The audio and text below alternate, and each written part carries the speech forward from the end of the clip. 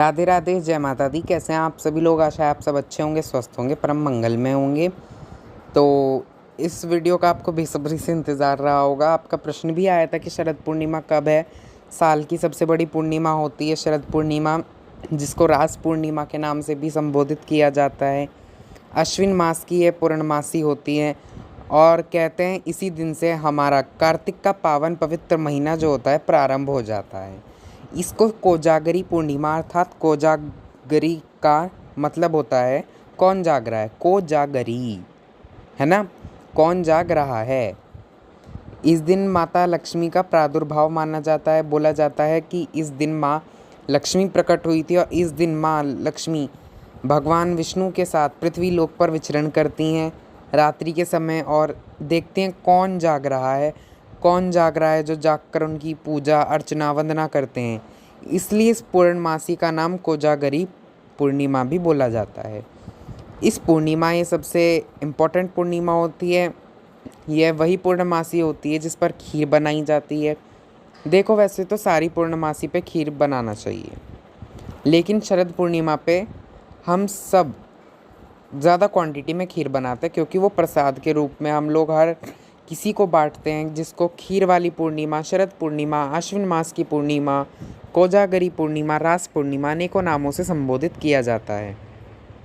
तो ये जो शरद पूर्णिमा वाली रात होती है ना, ये बहुत इम्पॉर्टेंट रात होती है। इस दिन चंद्रमा जो होता है वो अपनी 16 कलाओं से परिपूर्ण होता है। अगर साइंटिफिक बात करूँ ना, तो साइंटिफिक रीज़न ये होता है कि चंद्रमा में बहुत सारे औषधीय गुण होते हैं। आप लोगों को पता है कि जैसे कि जो लोग डिप्रेशन में हैं, जिनको बीपी हाई रहता है, जिनको एंजाइटी की प्रॉब्लम है, ठीक है ना, डायबिटीज़ की प्रॉब्लम है, स्किन से रिलेटेड कोई प्रॉब्लम है, उनको चंद्रमा की रोशनी देखने की साइंस एडवाइस करती है, ठीक है ना। अब होता क्या है कि चंद्रमा इस दिन पूर्णमासी वाले दिन पृथ्वी के बहुत ज़्यादा पास होता है। जब चंद्रमा पृथ्वी के बहुत पास होता है ना, बहुत ज़्यादा पास होगा, तो चंद्रमा की जो किरणें हैं, जो एनर्जी हैं, वो पृथ्वी पर बहुत ज़्यादा गिर रही होती हैं। इसलिए इस पूर्णमासी को चाँद देखना, चाँद के दर्शन करना, चाँद को जल देना, चाँद को निहारना बहुत ज़्यादा इम्पोर्टेंट माना जाता है, बहुत ज़्यादा इम्पोर्टेंट माना जाता है। इस दिन बोलते हैं चाँद अपनी 16 कलाओं से परिपूर्ण होता है। इस दिन चाँद की रोशनी में बैठना, खीर रखना चंद्रमा की रोशनी में, क्योंकि ना खीर क्या होती है, वाइट कलर की चीज़ों से बनती है। चावल का संबंध जो है वो चंद्रमा से होता है, दूध का संबंध चंद्रमा से होता है, चीनी का संबंध चंद्रमा से होता है। जब हम शीतल चीज़ों में शीतलता मिलाएंगे तो वो और भी ठंडा पदार्थ करेगा। तो हमारे चाँद की जो जितनी भी सारी औषधीय गुण होते हैं वो खीर में आ जाते हैं। इसलिए इस पूर्णमासी पर खीर बनाना बहुत ज़्यादा इम्पोर्टेंट माना जाता है। इस दिन माता लक्ष्मी का प्रादुर्भाव हुआ था, अर्थात माता लक्ष्मी का बर्थडे इस दिन माना जाता है। सोचिए, बर्थडे वाले दिन, जिस दिन जिसका जन्मदिन होता है, उस दिन वो बहुत ज़्यादा खुश होते हैं, ठीक है ना। तो माता लक्ष्मी इस दिन बहुत खुश होती हैं और आप बस केवल उनकी थोड़ी सी पूजा अर्चना वंदना कर लेते हैं तो माँ लक्ष्मी खुश हो जाती हैं। इस दिन आपके घर की जितनी भी ज्वेलरी होती है वो सारी की सारी ज्वेलरी निकाली जाती है। पहले उसको धूप दिखाई जाती है, फिर उनको चंद्रमा की रोशनी में रखा जाता है, ठीक है ना। इस दिन आपको अपनी ज्वेलरी पर तिलक वगैरह अवश्य करना चाहिए, अवश्य और अवश्य करना चाहिए। इस दिन ज्वेलरी जो भी लॉकर में रखी है, अलमारी में, तिजोरी में रखी है, उन सबको अवश्य पहनना चाहिए, उन सबको चार्ज अवश्य करना चाहिए। जो भी आपके घर की इम्पोर्टेंट चीज़ हैं उन सबको भी चार्ज अवश्य और अवश्य करना चाहिए। इसके ऊपर मैं एक डिटेल में बनाऊंगा वीडियो कि कैसे कैसे क्या क्या करना चाहिए। इसको रास पूर्णिमा भी बोलते हैं। भगवान श्री कृष्ण ने इसी दिन गोपियों के साथ रासलीला रचाई थी। इसको रास पूर्णिमा के नाम से भी संबोधित किया जाता है। ये बहुत इम्पॉर्टेंट पूर्णमासी होती है। इसको अगर आप पूर्णमासी का व्रत प्रारंभ करने की सोच रहे हो तो इस पूर्णमासी से आप व्रत प्रारंभ करने का सोच सकते हो। अगर आप बहुत ज़्यादा गुस्से की प्रॉब्लम है आपको, तब आप पूर्णमासी का व्रत प्रारंभ करने की सोच रहे हो तो पूर्णमासी का व्रत करने से आपकी लाइफ में कुछ भी इनकम्प्लीट नहीं रहता, सब कुछ संपूर्ण हो जाता है। अब कई लोग ना पूर्णमासी से भी कार्तिक स्नान प्रारंभ करते हैं। जो कार्तिक स्नान प्रारंभ करना चाह रहे हैं वो 7 तारीख से करेंगे, क्योंकि 7 तारीख से ही कार्तिक स्नान प्रारंभ है।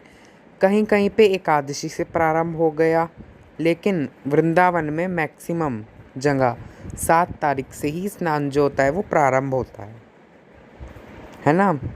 तो मैं पहले आपको बता देता हूँ कि पूर्णिमा कब है, क्योंकि बड़ी कन्फ्यूज़न है। 6 तारीख की है या 7 तारीख की है। तो पंचांग के अनुसार है ना, मैंने सारा टेबल नोट कर लिया। इस बार जो पूर्णमासी की तिथि है उसका जो प्रारंभ हो रहा है वो 6 तारीख को हो रहा है, और 6 तारीख को दोपहर 12:30 बजे के आसपास हो रहा है, ठीक है ना। सूर्योदय के साथ तो नहीं है, क्योंकि सूर्योदय के साथ तो 6 तारीख को नहीं मिल रही, क्योंकि दोपहर 12:30 के आसपास वही पूर्णिमा तिथि का जो विश्राम हो रहा है वो 7 अक्टूबर को हो रहा है।